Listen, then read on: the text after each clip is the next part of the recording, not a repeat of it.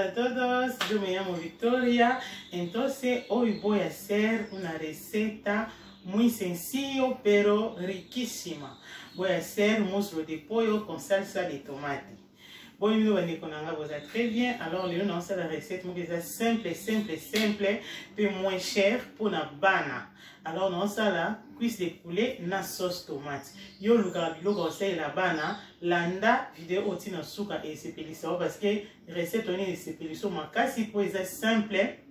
Et son aussi non pour la bana taka ba classe zongi bana msuya ko na bandaku et faciliter aux tâches. Alors on a si na nettoyer qui cuisse de poulet na bongisi yango déjà donc il y a l'examen siko ndingi na osala mo vraiment mukolo pe akolia na mo. Alors donc il y a l'examen. Donc quoi sauce ils a cuisse de poulet ils a vraiment pété. Donc sangote hein donc sangote na citron voilà citron. Echamos limon, somos de limón, voilà, voy a echar también ajo de polvo, nache ail à poussière, voilà, ail à poussière, et puis nache piment voy a echar pimiento negra, nache poivre noir, voilà. Natie poivre noir. Ok. Alors, voy a echar también, ¿cómo se llama esto? Caldo de pollo. Caldo no. Sazonador. Voy a echar sazonador. Voy a echar sazonador. Donc, natie bouillon oyo. Les assaisonnements. Ya soso hein so lindo che bouillon ya poulet o che pe so zana ote ngalo kwa na zana ngo na chango donc na chango mo quantité ko zana citron pe ya na citron pe na ail na céleri voilà après na roche sco mungwa voy a echar un poquito de sal vale poquita de sal, donc nache mungwa, voilà. Entonces voy a mezclarlo bien. Algo que escoyo kusangisango. Voilà. Ce sont les bichos en yo. Na sangisango bien, cuisse de poulet na bichos. Na sangisango bien, na mélanger bien vraiment, na saisonner plutôt bien, pour na mariner en bien. Voilà, he mezclado muy bien nuestro muslo de pollo con los ingredientes. Entonces ahora voy a meter sartén en el fuego para enfriarlo. Alors nazotia siko kikalunga na moto kuna kokalinga yango. Voilà. Voilà, soso na biso ngoyo to kalinga yango déjà.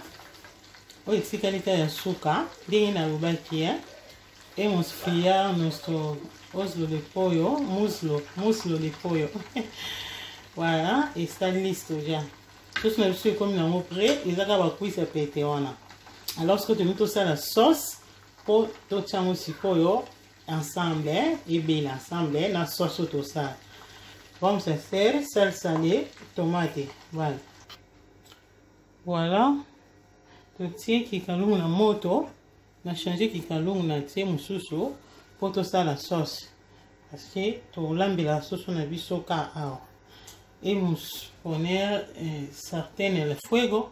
Vamos a poner un chorro de aceite de oliva para hacer nuestra salsa de tomate. Voilà. Tout huile pour tout ça la sauce et tomate. Voilà. Vamos a poner cebolla. Echamos cebolla, echamos matungulu. Voilà. Hoy ya poivron y celery. Aquí tenemos puerro con apio. Vamos a poner. Vamos a dejarlo así. 1 a 2 minutos. Alors, tout de suite on voit 1 à 2 minutes pour matungulu ça moi kolemba. Voilà.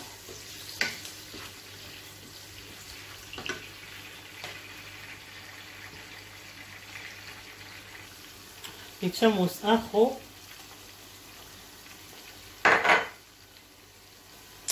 Natie ail, hein? Natie moi ail. Et ça, moi, c'est bon. Chez mon ail. Echamos tomate. Natie tomate, c'est un bouma. Echamos tomate natural. Natie tomate en bouma, tomate frais. Voilà. Tout comme soso et tout comme sauce ensemble de notre tomate. Voilà. Voilà. Voilà. Et hemos echado tomate frito y tomate natural. Entonces vamos a mezclarlo. Vale. Entonces nache tomate frito. Tomate concentré na tomate en bouma. Tomate concentré dans un carton, hein. Voilà. La tomate en bouma. Scoyo, torti kango. Et bella sur la mauvaise ici là. Voilà. Et bella bien sur la mauvaise ici. Alors, tout ça c'est quoi? Maï. Vers mon pain maï. Voilà, vers mon pain maïs.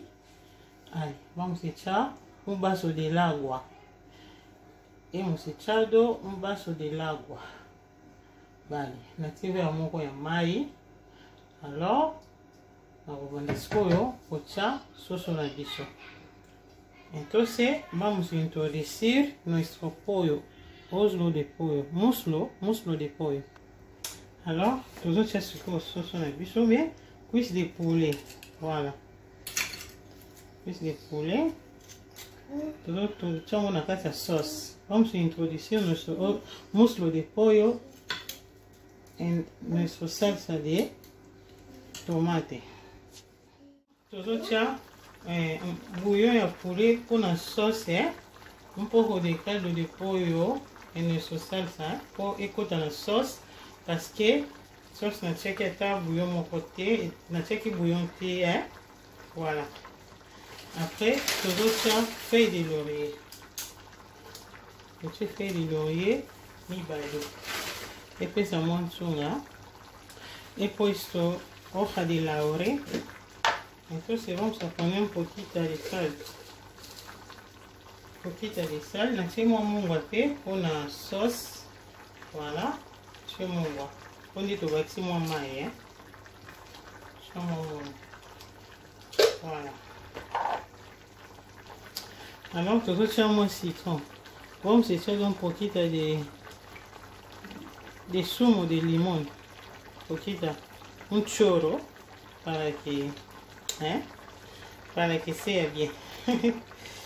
Vale. Tout ça, moi, citron. Puis ça, on se moins. Yami no. Entonces vamos a poner pimiento blanca. Nosotros poivre blanc. Nosotros poivre blanc. Voilà. Voilà. Juste ça. Vamos a taparlo. Alors, nazipi, nakotikango esa la 15 minutes et si le belly. Vamos a dejarlo hasta 15 minutos. Vale, que se quede así hasta 15 minutos. Voilà, biloko qu'on a pu les autres totalango. Averiguar nuestra comida. Wow. Voilà, et les autres kitoko. Voilà. Tout le sang, on va juste quand on sait. Hésite à terre. Voilà. Nous on a fait la peine sauce mingi, tout soupe mingi. Voilà. Está muy delicioso. Bien, on a fait comme l'on prêt, tout quand au moins 2 minutes de sauce après tout qui ça. Voilà, vous épluchez. Ebeli kitoko, soupe eza mingi te, donc ebeli bien makasi. Voilà. Voilà. Voilà, biloko na biso yango oyo, cuisse de poulet na loso. Voilà, alakisi bino te place na lambi loso na biso. Oko servir yango boye na loso to pe makemba to pe kwanga, ezala kitoko mingi. Voilà. Alors kosalela yango pe bana mikolo pe voilà. Hemos llegado al fin de nuestra receta de hoy. Aquí está nuestra receta. Está muy rica, puedo hacerlo por los niños y por los invitados también. Gracias a todos. Está muy rica, muy rica. Eza kitoko moni sauce na biso na ngai otie benete po tala kaka. Voilà. Ok. Ciao.